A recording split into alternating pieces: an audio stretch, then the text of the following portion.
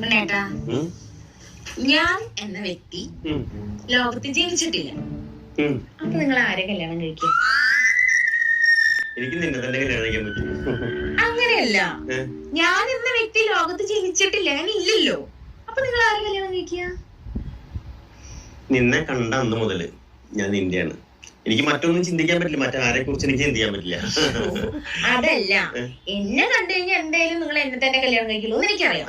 അങ്ങനെയല്ല, ഞാൻ ലോകത്ത് ജനിച്ചിട്ടേ ഇല്ല. അപ്പൊ നിങ്ങൾ ആരെ കല്യാണം കഴിക്കുക?